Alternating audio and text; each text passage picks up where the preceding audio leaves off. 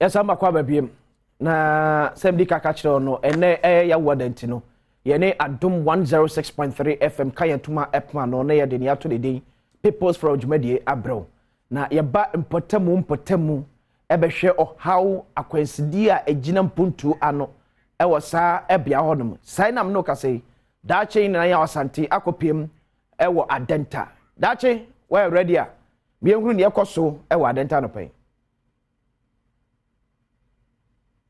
Si mamema akwaba na menye wo so emfa won free studio emra adenta ni ashale Mpensenpensemu adenta constituency na me no kasa edi free the People's Forum ye pie mountain so ene nipa hodo edi enkomo de enkoso ye ewo Mpensenpensemu de aban aye ambetumi ahwe abo na baso na yehwe ewo Mpensenpensemu ahodo na ni ashale Mpensenpensemu ya babedru de wo hwe kaase omunko ya sene kwan no aye kama na asphalt kama no na chese unhunu ewo ahase enti adehye eti Mpensenpensemu ene yeni omo eba betwetwe nkomo kai se People's Forum no live on Adom TV na osati yenka ewo Adom 106.3 enti nipa hudu a omudi saa kwan yeye djuma anasa ye hyen hudu omunam saa kwan so ene nipa hudu a wotete ha no ene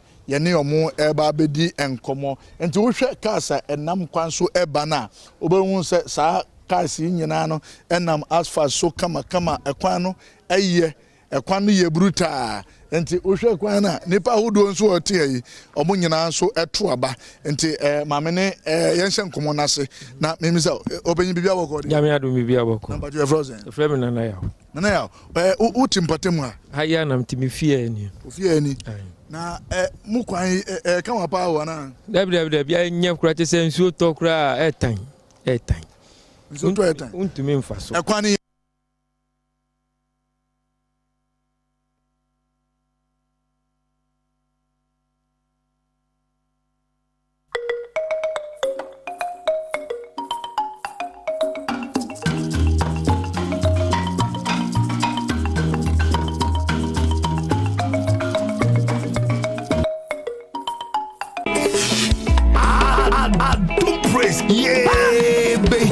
since then improvement be our happy mama me driver yen twetwe nkomo esanse wono na wonam kwan so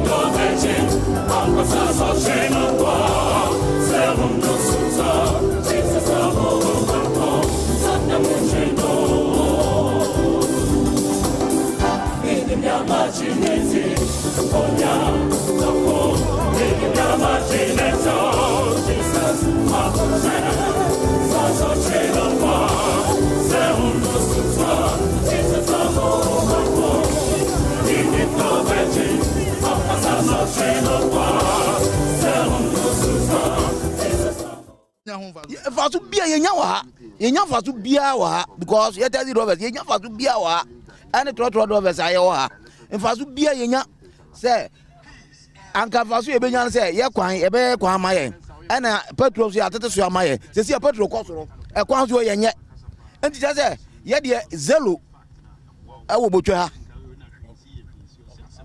obenigeze uti Mpensenpensemu abi me fie wa ha ya ofie ni ne wen we no tane kefa we achi me fie no okay but da hu se yenyina ne se na kasa hodo no entumi entwem mu na afa yeni nkomo no enti na ze ofie wa penti de me fie de ma penti ba sin I in futu na say I change me fie ni color because my penti and I see an fie no hu ko be say penti here every time they say penti because on foot me tun penti biom because on foot ro no nti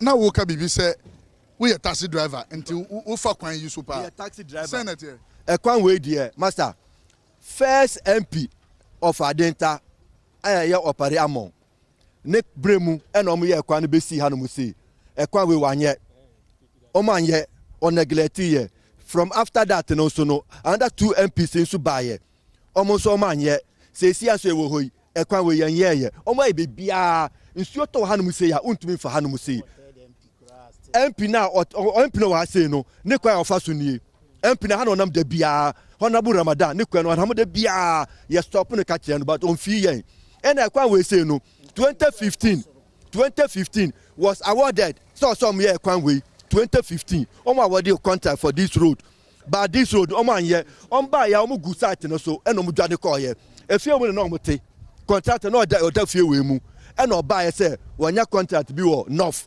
into or co free up since then on buy up to date ente kwan we die fee say e Ghana total in council da total in ba hanu da ente e problem unso bi aba your problem pastor no so ni fie ni o problem me bra no so ni fie ni ono so problem enyi o problem ente kwan we die omo be ye maye ya to aba but have always been neglected because of this road. We don't know why.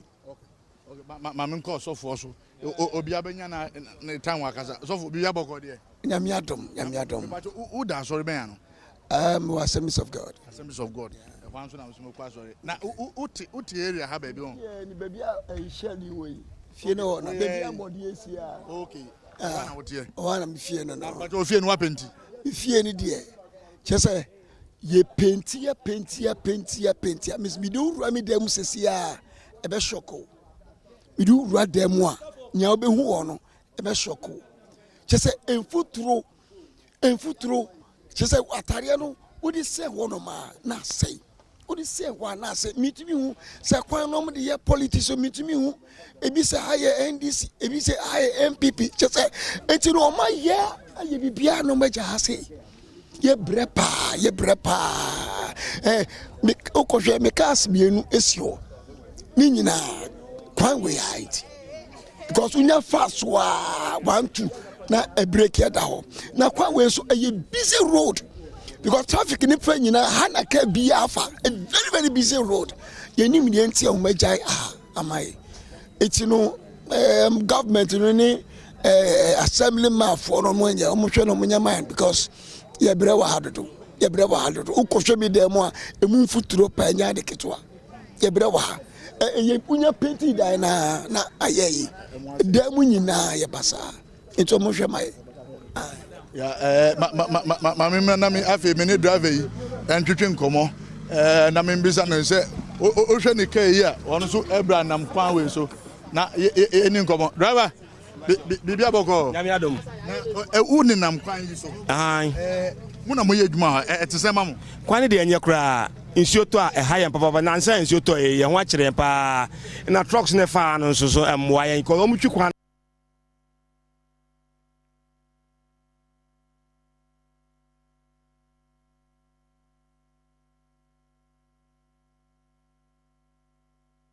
continue fa ko me road na choku asa na ko hwe choku enya bo 12:30 to 1 awia pe na choku me road na choku enti enyina bypass ne ja na enyina efa enti metimi abiu ama yanka be de pa enti empenifo a mutie ewo Adom 106.3 na mo hwe enso ewo Adom TV enso me ne enye easy nipa ha no edoso ye koso atwetwe enkomo but answer me ba ho no wo kai ya ebeyi obon say we 2017 but o hwe the way eninam eba na no bon say tokro no emu esu yie papa raba bibia boko de nyame adom ya se kwan pa ne da ho na da bia mo fa ha kwan pa no traffic edoso so kwan pa no edan fa me road no ana me road no bia no ba bia okọ me road no o ba bia okọ e na ahaso e wo ba bia okọ muna munam kwan so etisen mamo as drivers kwan no matuma aka cho say ma fa kwan we so more than 17 years no senate na neti da bia ye bresa passengers no so mo complain sa entom be bibi fa o ma ya nka be de ye bre won pa passengers na tititi ke mu na urade angumo anka me ya tokro ni mu ye hwe ne a drive for ni bi entwetwe enkomo obeni gazie Baby aboko de. E wi Adom. Na situation it is our kwan no so. E kwa we. Said dem hu ni na. So de hu ni na. Nipa etike no mu dodo na complain yentwembe allergy ni yemisa no because ono so ete empatemu ha. Yourself, you come see how the road it is. Anytime they come, you be grading. They come, then they do the road. No? They have to do them all at once and put the quota, everything here to be normal. You see, that's what I want to say. I don't have anything else.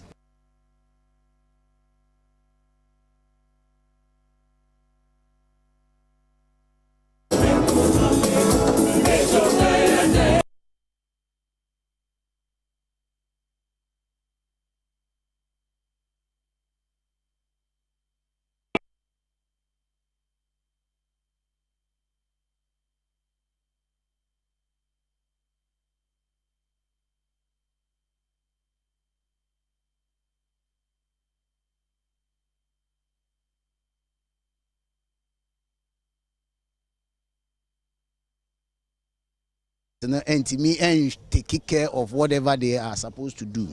But say you be who things say near money be brave or horn more was some of the boy ye kwan no enye ye kwan nye nti ye best stress aban na nkasa embre mu na omomra mehwe ye kwan no emfa mayen kwan wei eye kwan bi a anka enni hu kwa enye kwan a ewa anka wo say omugyae mutu ho because ombe ye kwan wei new town die ekoy be aviation die ekoy ye Maradona die nso koy tie du Maradona junction e ba ha no mo no enya kwan bi a ewa e wo so mutimi jai eto ho no mo mama ye bre kwan ni nyina asan etutu baako wo enim ho no mo no a ye Lion House die no ukọ sisi akra na bridge na e wo ho na ye fa so no asan etutu a enye papa ye besre aban se omra na sɛ ne Yesu no ene wo hwɛ a meka akra mekas mienu na wo ho no ni nyina asɛe because sɛ kwan ne enye no ni nyina asɛe na ma park esi ho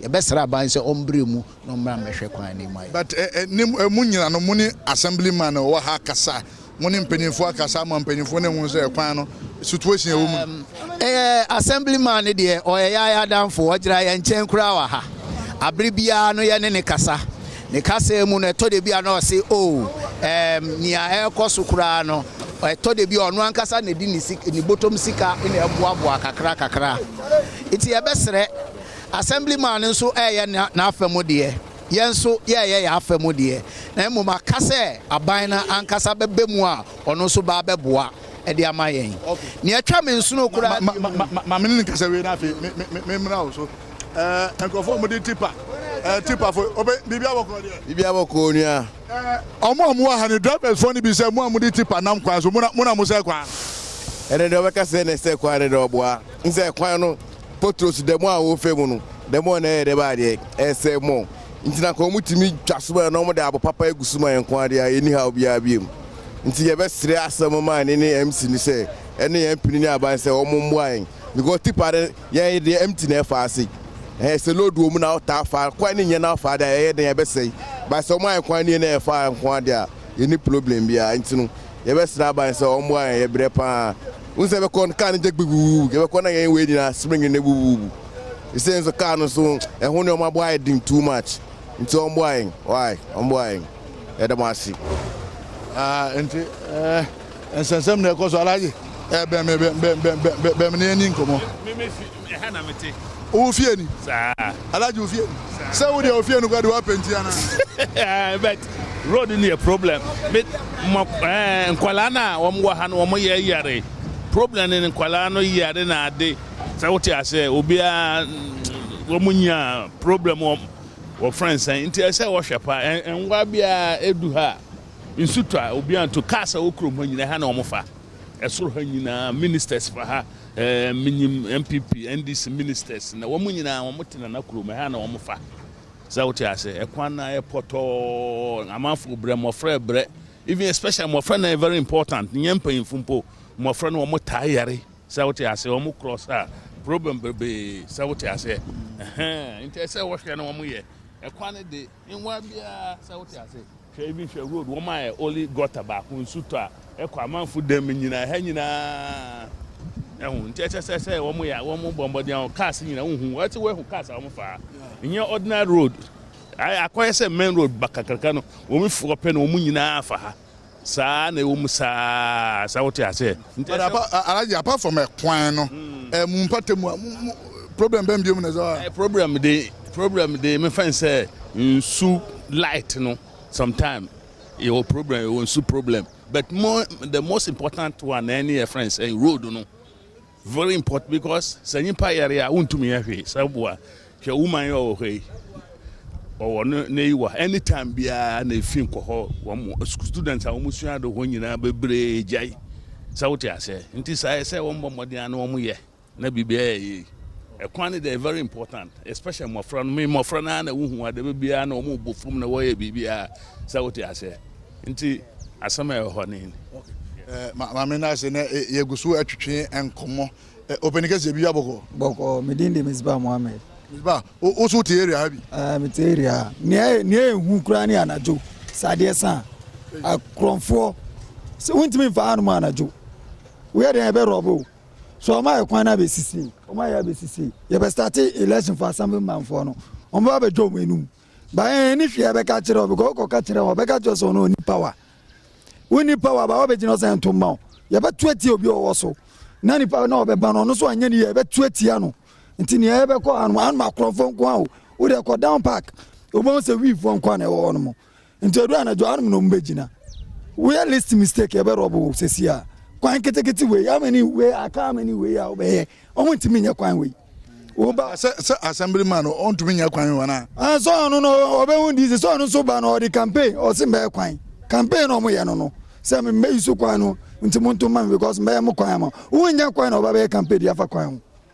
That is the thing in the street light crowd na jo anu man so street light nsun so we dey anajo nkamu ba anajo nkamu ba hu obi gina tira hunhunu so ati ase ya wa ye face sa kwan we wuntimi fa kamfa so ati nso anye kwan we short way e dey call school junction one mo nti amafo omo ba say no mo fa no mo be fa ni see so ati ase kwan we amani we a obe ya muntimi nye kura muntwa so kakra e na anya fa mai me a onina no ma me ni opening kese so ntwe nkomo eja bibia boko o boko mu za se wa park mi twam na me hwe se de nyama koso na me so ma me ngina na me anso me fa me voice enka ho na ye hwe na ye ntuma nyama enko yie o hwe aha kwan yi a ye kan wasem ya ebo ayi nyina na se da me nua ne kan no o se ebu word ma asem ni ma be ye campaign o se obeye kwan bebi edu o mani mu no nipa ani bie nti ye hwe kwan se de so anopa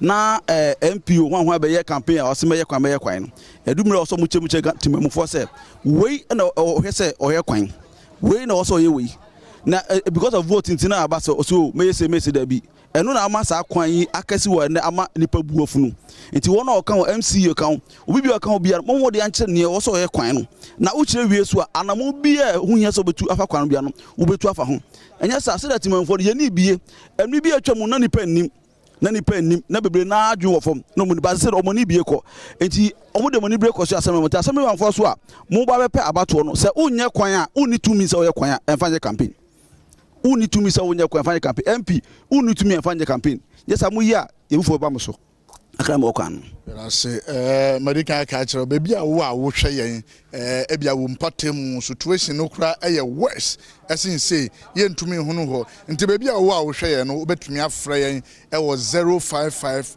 254 0562 055 254 0562 na bebi a wo no twa homfoni na fa WhatsApp ye ma ye hunu de ekoso ho na afi yaba na ye ne wo aba betwetwe enkomo bra na me bisa o so te habi mwa Badwam o fie wan fa side me fie ani enu ani be da green no Badwam na u ko school na u ye adwuma Badwam me a UPSC student yeah situation it is it's very bad actually when you are going to school sometimes because of the road before you get a car to sit into school you'll be even dirty before you even sit in a car it's very, very bad. And this road, it's been here before I was born. It's been here before I was born. It's very, very, very, very bad. Say ya net ya mamenyi. Minyi we po minim say ya ne. But you know, now I'm old, so they will be like I should go and vote. Me seeing this road this way, do you think I'll vote? I'm a citizen, but I'm not sure I'll vote. But what register? My register, I'm not sure. Hey. Until the road is being made, I'm not going to vote. Okay. Thank you. And you go so the enkomo assemblyman wa ye betwa be na afi ye ni na twetwe enkomo ne ye bisa ne se ono na ne mpatemu ne situation no sempote na chese etie e wa assembly we dey wada ma twembe mi kakra ahonde wo ho Adom bibia boko we dey we assemblyman na kwanwe e kan wa assembly ho a e dey dadwene ene tipaye na jawo ana in fact dey how any kwadanda na ebremi as an assemblyman of the area sena nyina enimu no Ekwanwe was awarded in 2015 and omoye no omoye edibedu a certain portion into between that portion no any this end no na say omujai editu mukrakra na edi how be ready about. I think say it is also a major link Ekwanwe Anum Franta street, but then there's a major plan for it. I've been given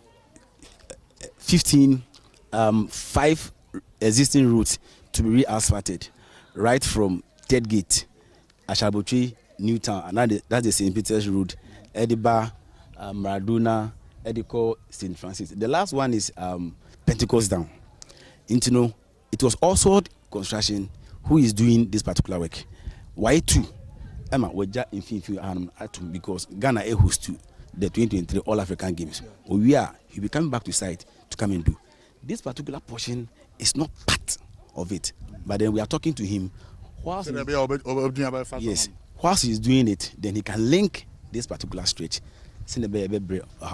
So temporarily, no, we agreed to make it a little bit accessible for the community. But in Soto, I could have graded this portion, but in Soto the following year, it comes back to its original state.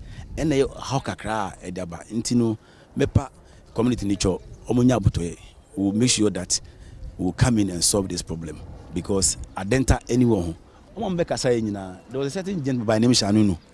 Anytime obobu na kasebia Anum Franta street we are all aware, but may advise yempeni for no anybody who is coming to contest for an election, we shouldn't use some of this to campaign because at the end of the day the problem is funding. When the money is not there, how do you execute the project? Even when the contract is pre-awarded. So I say you need to pre-finance it. So if the contractor is not even ready to come and pre-finance it, we cannot. You know how the laws work. But that is a no proud to say Baba assemblyman or one fair plan and your promise ama electricity. Not at all, because I know that doesn't lie within my remit. As assembly members, we need to rather facilitate, because I have reported this issue severally. That is why we come and then we grade, until a substantive work is done on this stretch. But when you come and you say me ba in what capacity?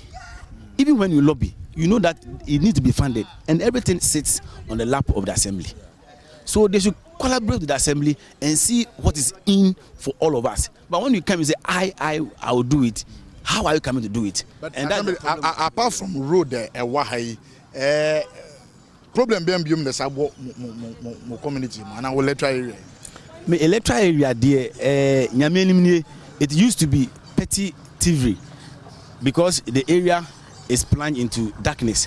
So I took upon myself to do what I call lit up Ashalabutri in terms of fixing street lights all across. So as you can see, any street light that you see here was done by the assemblyman. But one of Nkrofa any Omukasa Kwanwe so and Najube Bana we boys need to take the ombeji my son say Usha street is light in and so. No, I mean we have the community, all of them they are here. You can ask them. You can say assembly jumana a collective responsibility. How then do I know say light be off unless I get the report? So what I say number 2 one more. I remember when we fix here, there's one at that junction. Indeed 2 months. We fix here. Sometimes when the rain falls, the wind blows. we get what we call loose contact, the thing will go off. This my brother here is an electrician. He climbs pool. So if it doesn't come to my attention, how then do I resolve that problem? A collective responsibility. When your area is dark, if you also are buying NTM at least 1, 2, 3 people within the street can come together and fix, because security no and masede and we can also come on board until I buy do we leave it at that so that we go through the hands of petty TV and insecurity? No. So a second of no intimacy community say omobo entomiyam.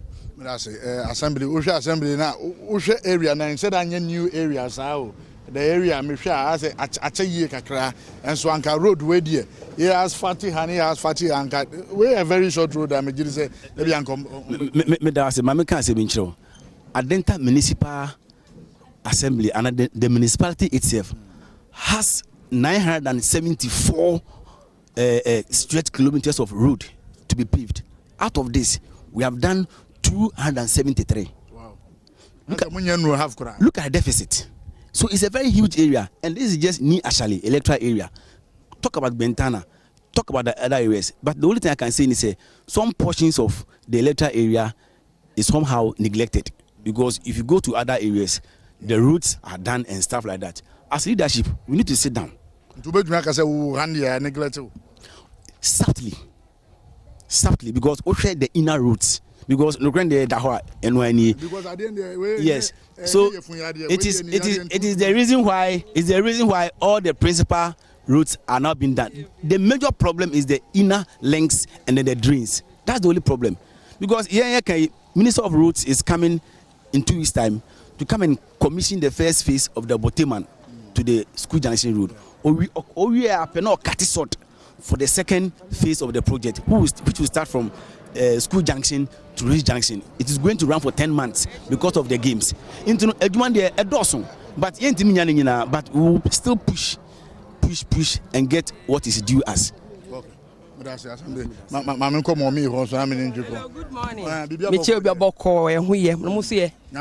Now, what area have you on? I am see me be at me be away television. Me be able me who say, I'm here no ma, but name Dimika. A buyer, no area, yeah. Now, Aja, issue Ben area. Area had dear, Fisa me baha, say Yan Coin waiting. She said, "Oh, I say politics near ye. Oh, we pass a to Abamanua. No, I said that for Caterpillar. You said the Bayamba grade do quite look fine. Quite the come up. Oh, I'm banned 1 year vote to the president. Say, what to Akote? She said, say Yan, a yeti. Assemblyman, a bra. Oh, Baba Bano, and pa or you call your area, train, maybe I need street lights in Nasifo, or ye my. But see, I'm wobbling now, I say. And to see the I catch them more 1 year quite by me. I watch now what idea. One by a bioma, me make 2 on my FM station. Abba man said, the Mika and went my young my hand. Tell me, yes, so Momadia. See, I felt corner hanging now. A soon I wouldn't know and I do usro. And tell me, slap me, Pacho, my baby, me, Papa, Mokwa, chest me, CJ. Miss Chiano Papa, Penny, a friend saying, oh, I better one guy. And yeah, open you, but also Bamana, and Jungo Mokra, Bibiabo. The man of Yabako. In this situation, apart from road, Ajan Swaba catcher say, is soon Aji area no afa. Saying I will. Yeah, I think generally need the entire main problem no roads. But mechanic say into the responsibility lies solely on the MCs. Property rate no crown no loss no asesa as say no GRA energy. Yes, it's a GRA energy. Nti na say baby eto ne kono de nkofo a omunya eto ne dodo within the constituency no very few. Until go to the top and have to trickle down on Mumbra Mayor Quino. I just say, Unimbe, Jins, and I just scan your Jiji was raw. Now, say Babaka Assembly in some assembly in the year Jumano. Now, yes, it is one of the problems we have. But because we share Adenta, your MP also know, he's doing his very best. I think say he has lobbied for some of the roads within the constituency to be done. But within the 4 years, it has to take some time for that to be done. Say, from the top, no, they have to let the resources come down for the roads to be done. And I am paying funds, they have to explain. Tell them, an MP on your coin, assemblyman on your coin, on team fan the bottom sika on your day, and your coin. So, when they lobby, the resources have to be canned. But we can say, for instance, your MP over here, who say 1 year she crano, he's trying to lobby for some of the roads to be done. Or Tietia, Unkofo Bimua, or more constituency has or maybe scholarship, Emma or Mudiko universities now. So he's doing his best. For that, generally, no, he's doing his part. But the roads from the top, the MCE, and all those people who are taking our taxes, they must come down and make sure that the right thing is done.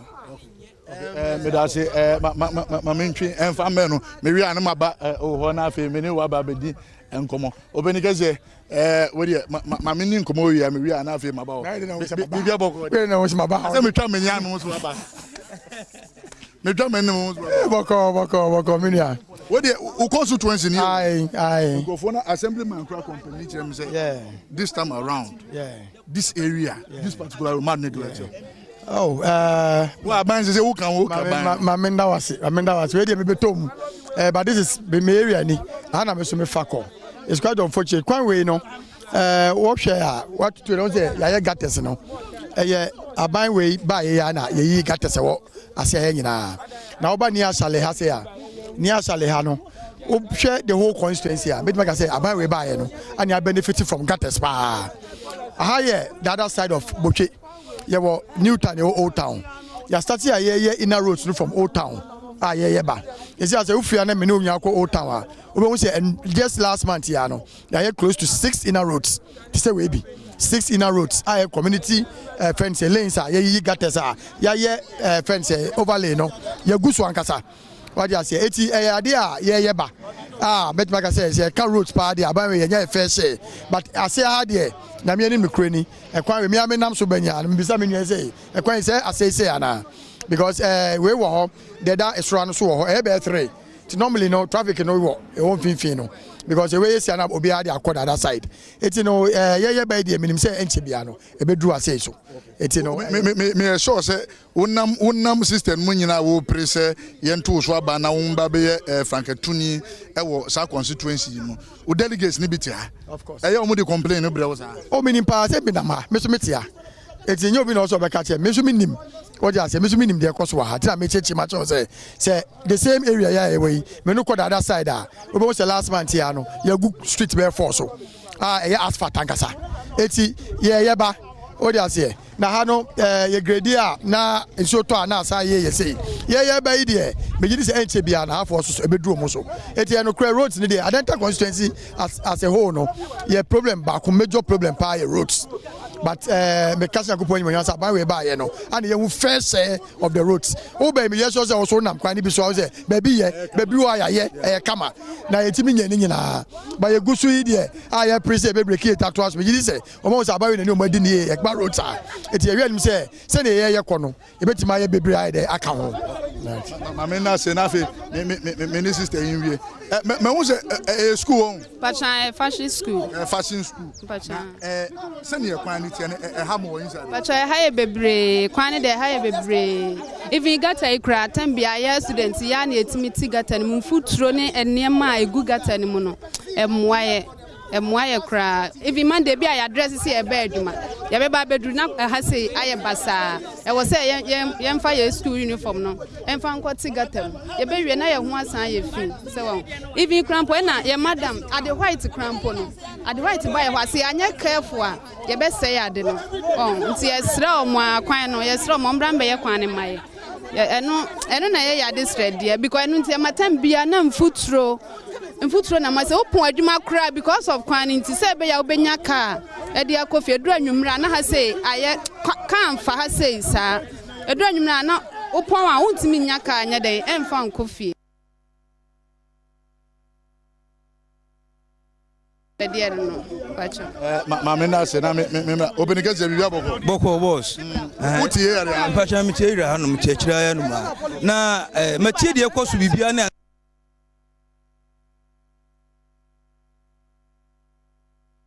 adia assembly ma bia hwe street light masa wo de wugiro anie ene bo hanom ekwan wesu ba bia assembly ma onabo samakrofi adwuma wa ye wa shalwe ni shalwe west binsida east and west enti se ye ka ekwan we pa dia ma ye mbo sa assembly ma we din ekwan we abedon so many years de bia driver fo etwam no mo kɔ no mo ba ensu atokra anka nyesa hanum ne agina anka hanum ne betumi akwakɔ gina hanum nyina basa so enti ekwa we no de enye nne enti ye tie mu pa Adom FM ye boma baso mutu ho na mo ma ye no mutim nya kwa we ma ye na ye tie ira hanum ne ye bre modawruma ma me hwe na me ni agya good morning me tell am the 40 years ni what about 40 years yes city hano enya kura 50 years ye fie ye di si ho insuo no to aye kwa ha 50 omo ba obi aye kwa ni ye ma ye kwa ye ni gota from hoko no gota